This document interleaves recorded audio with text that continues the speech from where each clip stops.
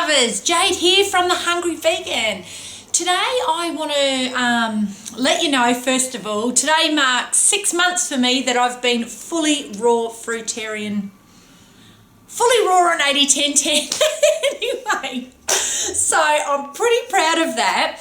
I posted a picture last night of me at my absolute biggest in my life, and I posted a picture of where I am now, which it is not the smallest I've ever been in my life. And I've been asked a few questions. How long did it take you to lose weight? Did you do all this on the fruit diet? Blah, blah, blah, blah, blah. The questions go on. Now, firstly, the first question I always ask people when they look great, I always congratulate people, sure, but I've been working in the weight loss industry for 6 months now. 6 years. And the first question I always ask is, how long have you kept it off? Now, the reason I ask this is because anybody can lose weight. And some people going, yeah, right, okay. But seriously, so many people get that 10, 15, 20 kilos off, but do they keep it off? Now, I first lost my weight in 2010. We are now 2016. So my weight loss has been off since for 6 years. Coincidence that I worked in weight loss for 6 years? Well, here's how my journey started. Back in 2007, I drew a line in the sand and said, I can no longer keep this life up. I was a heavy drinker. I was a binge drug taker as well. So I was taking drugs, I was boozing. And when I'd come down, I was eating dreadful junk food, you know, Macca's, KFC, all just rotten stuff, Coca-Cola, sweets. I'd eat a lot of lollies and a lot of chips, like your crisps. So I was not a healthy girl. One day I woke up. I hadn't been asleep. It was 3 days into a binge, and I was sitting outside. It must have been about 7 in the morning, and I was very clammy and hot and sweaty, and I was bringing up bile, which wasn't uncommon for me because I had peptic ulcers on my stomach. I really destroyed myself, and I was bringing up bile, and I said, this is enough. I can't keep doing this anymore. Now, that wasn't a thing that was something that I would say quite often anyway. I mean, you feel sick and you say, oh, I can't keep going. But something told me that day I was serious. I had spent so long battering my body and destroying my life and destroying my soul that I could no longer keep going. And that was the day I said enough. So that was a really huge thing for me to do, and I had a bad 4 days ahead of me. I was covered in sweat, jumping out of my bed. You feel like you've got little bugs creeping on you. It's absolutely shocking. And I thought that this was going to be the hardest thing that I'd ever have to go through in my life. And after that, everything was going to be a bliss. Well, let me tell you, that was probably the easiest thing to happen, because after that, I had some massive, massive mountains to climb to get me to where I am today. So for 3 years after that, I started eating a lot more junk food because I didn't really have much of a life. When most of your friends are drinkers and boozers, and all of a sudden you go, bang, enough, and you have to cut these people out of your life, you have to change your whole life, you generally don't have much of a life. So my idea of a Saturday night was a big bottle of cola, a big cheesecake, and I'm not talking a little Sara Lee cheesecake. I was getting a big cheesecake. You know, like that you buy from the gourmet shops. We call it the cheesecake shop here. Incidentally, I don't shop there now. And I'd sit there and have that, and I'd have a big pizza and a bag of lollies and a bag of chips, and that was my Saturday night. But during the week, I was eating so much junk food too, and I was eating a lot of McDonald's and just garbage. Anyhow, I won a trip to Las Vegas to play in the World Series of Poker in 2010. And when I won this, I was convinced that this happened for a reason. This has happened for a reason. I'm going to win money over there. My life's going to be bliss. Yes, this is it. Blah, blah, blah. Did I win money over there? No. Did Las Vegas change my life? Yes. I went over there and we stayed on the Strip. I stayed in Planet Hollywood over there. And I ate in so many of those buffets. Did I say eat? I meant gourmetize. I gourmetize myself on so many of those buffets. I ate just so much. Plus I wanted to try out all the different fast food places. In America there are so many fast food places. We only had still do, only had a couple of places. They had everywhere. Oh, I've got to try there, I've got to try these fries, got to try this, got to try that. And unlike when you're in Australia, we don't have waitresses come around and keep topping up our drinks. So, you drink half your Coke and then they'd fill it back up and you're drinking more Coke. So everything topped up and the sizes of the meals are like, whoa. So everything's so big in America. Anyhow, I ate so much there. Towards the end of the holiday, I was starting to feel really sick. And even when we were eating off the buffets and stuff like that, I was starting to pile a little bit of veggies and salad on my plate because I wasn't feeling good. I'd eaten so much. And I just thought, my God, why am I such a guts? And I just felt heavy and bloated and stodgy and just disgusting. Also, whilst I was over there, I hated myself. Really hated myself. Everything I put on, I'd look at myself in the mirror and say, God, I look fat. And it's so depressing when you keep looking at yourself in the mirror and you're not happy. Or you're trying to hide bulges of fat everywhere. It's just horrible.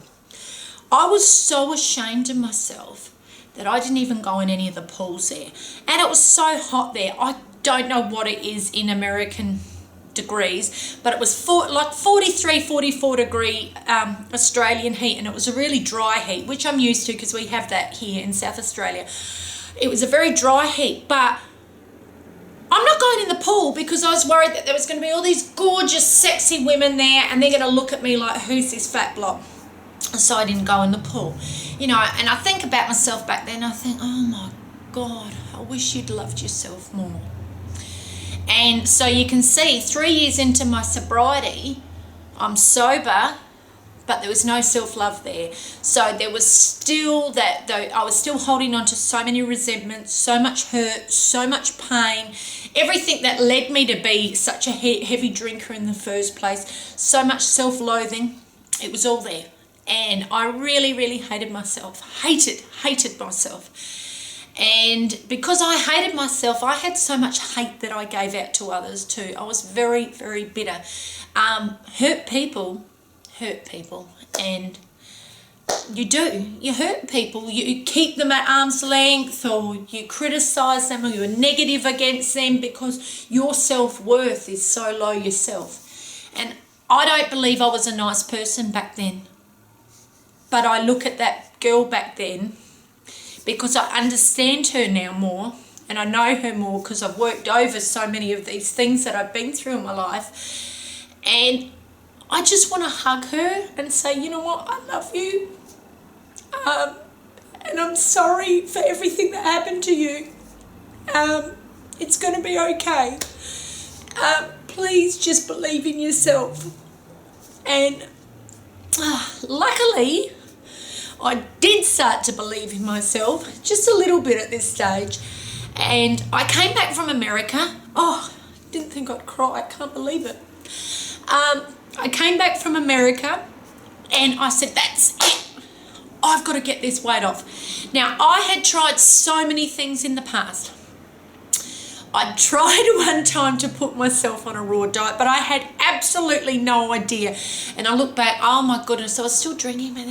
Maybe in about 2005, so maybe 11, 12 years ago, I tried, and obviously we didn't have social media or anything like that back then. So I actually had no idea. So I packed a small amount of fruit, and then for lunch I'd have this small light salad, and then for dinner another small light salad. Anyway, I lasted one day. After that I was starving. I tried pills, shakes, those kind of things, but I'd never tried anything else. So I looked up in the phone book or Google or whatever. I can't even remember how I looked up. I looked up like Jenny Craig, Weight Watchers, Light and Easy, those big companies. Anyway, I decided to go down to Weight Watchers and I started attending meetings there. And yes, I did lose weight. I lost 26 kilos in 26 weeks. And yes, I love my body. And I started working with Weight Watchers, and then I lost another 3 kilos on top of that. So I was down to about 57, 58 kilos, and I'm 5'7". So as I can see, I was really, really slim, slimmer than I am now. I'm 62 kilos. I'd love to get back to 57 kilos. And so I worked with this company for 3 years, and although I thought I was happy within my body, I still never loved myself enough. I was starting to, of course, and I genuinely cared what happened to me. I genuinely cared about my health, and I genuinely believed at that point in time in my life, I was doing the right thing by my body. As we learn, we grow, we change, we evolve. So I thought I was doing great, and I exercised. I was an exercise fiend, and I was right into my health and everything else great. But the problem was I was living on diet products, and I was living on diet, and especially diet soda. Oh my goodness, Diet Pepsi Max. I was on it all the time, probably about 8 to 10 cans a day. And that is because I was starving. I was so hungry. I mean, they're a point system, but I look at it now, it's about 1,200 calories. I lived on 1,200 calories for 3.5 years. Yes, my body was great. I had a lovely body, perfect. Everything was perfect about her. Perfect. It wasn't completely perfect. I've had C-sections, I've had children, there's stretches and whatever. But I was happy with where it was. But the problem was I wasn't eating enough. I was constantly triggered into binge eating, so I was beating myself up all the time. And I'm having to be in front of clients. I was hosting, I think, about 30 meetings a week, so quite a few meetings a week. And I'm having to say to everyone, no, we just do this, we just do that, we just do this. And they're telling me I'm getting hungry. And I'm thinking to myself, well, I'm hungry too. And I'm closet binge eating. And when I say closet binge eating, one time I ate for 10 hours straight. Can you imagine eating for 10 hours straight? That's how hungry I was. That's how much my body was saying, feed me. And eventually, bit by bit, I started really researching. I didn't want to just follow everything that I was trained with Weight Watchers to believe. I started to question everything. And firstly, I started to question the diet products. And I knew that wasn't right. But the problem was, if I wasn't going to live on diet products, how was I going to eat enough? And these were all my different problems with everything. How will I fit it in? And I try, and I'm thinking, I just can't do this. I can't physically survive. So eventually, I left this company. I had to leave because I felt like a fraud. I was going there week in, week out, having to sell their products, which I didn't believe in their products, and having to tell people that this program's great, it works, when I knew, yes, it does work. Let me get something straight. All weight programs work. Yes, you will lose weight. But when we look at the underside of it, people can't sustain it long term. Now, with most of these calorie deficit programs, that's what these kind of programs are when you're in a calorie control. With these calorie deficit programs, only 5% of people ever lose their weight. And out of those 5%, only 10% of that 5 ever keep their weight off. So that's how small a minority it is. It seems like a lot more, but that's because the company is so big worldwide. Of course they're going to have people to go on the front pages of their magazines and whatever. Their biggest problem is no one can sustain it, and that's because you're hungry. Oh, I was so hungry. So finally, after 3.5 years of feeling like a fraud and starving, I left. And that's when I started embarking in my own journey, my own teaching, and bit by bit, the way I taught evolved and whatever. And eventually, that led me to the plant-based lifestyle. But I became a vegan in May 2014. Yay!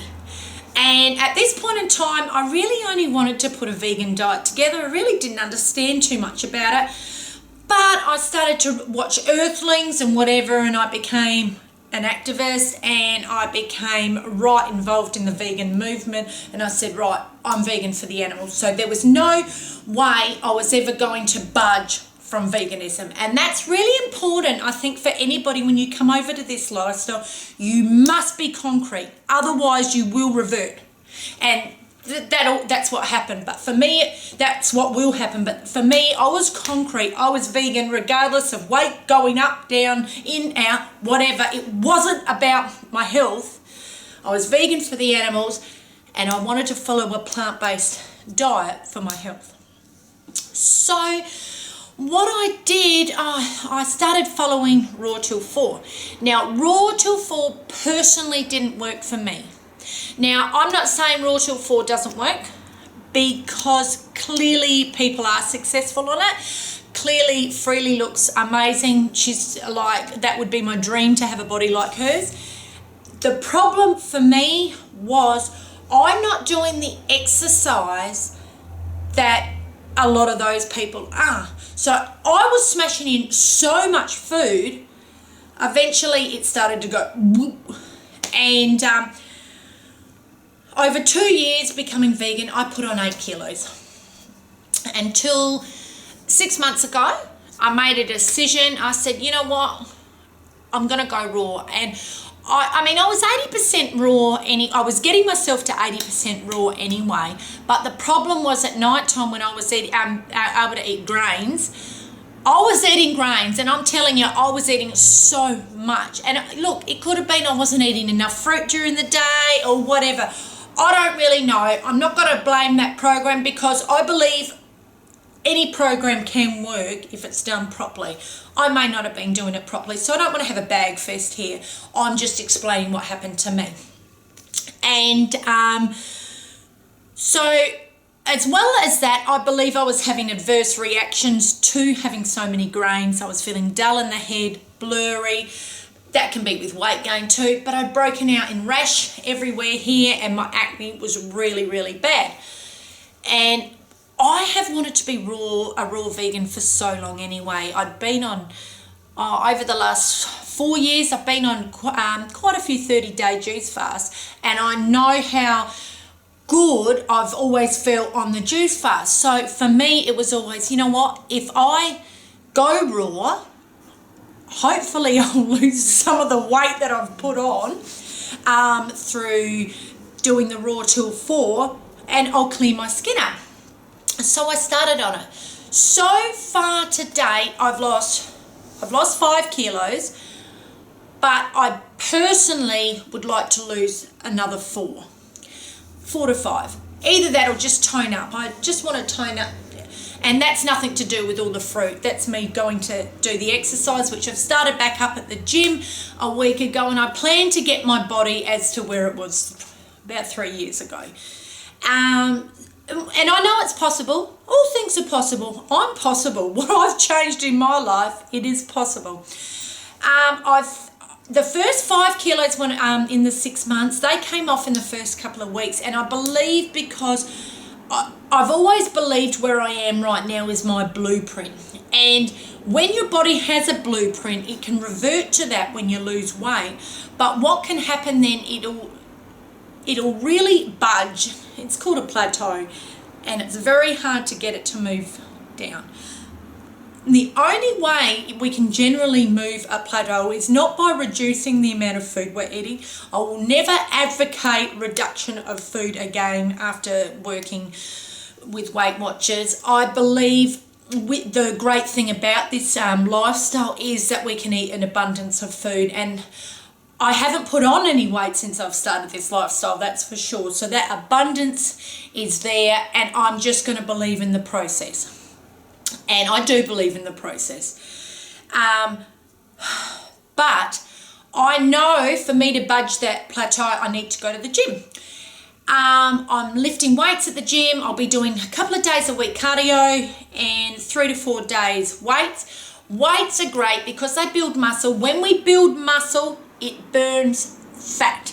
And I know that for a fact. I am actually a qualified fitness instructor. So I have learned all this through my fitness training.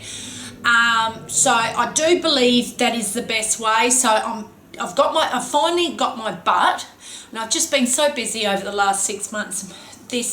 My raw vegan group, Raw Vegan Fruitarians for Life, just exploded, and it's just huge. And I never expected that. That takes an abundance of my time. I've started YouTube channel. That takes abundance of my time. I'm studying full-time online, and I'm working full-time. So I've been a little bit slack with my exercise over the last 6 months. Very slack. Very. So I've signed back up at the gym. I've got my butt going there again. And hopefully now, with the power of raw living, I will get exactly where I want to be.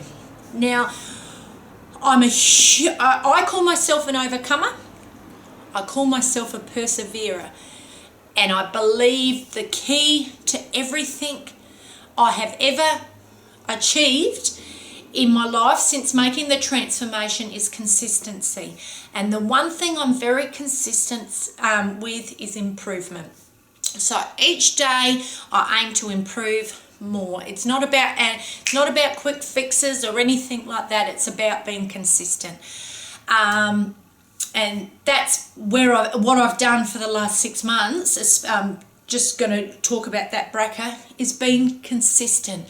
Consistent with being raw, consistent with being true to myself, and consistent with following this lifestyle. I just want to thank every one of you who've supported me in the last 6 months. I've been absolutely blown away with the amount of support and love I have received from the people on my page, my group. It's just been mind-blowing, and I truly believe having your support and the network that we've grown in this group has been a huge key to my success. And that is really my weight loss journey. I just want to remind everybody, if you're starting out, don't worry about how long it's taken anybody.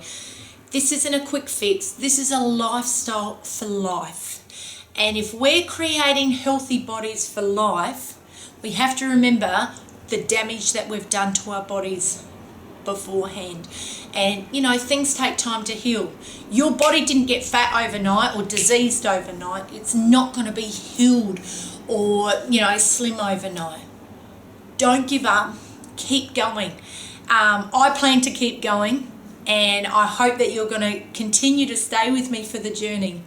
I've loved this 6 months, and I'm looking forward to the next 6. Always do what makes you happy. Love life and laugh often. I'll see you soon.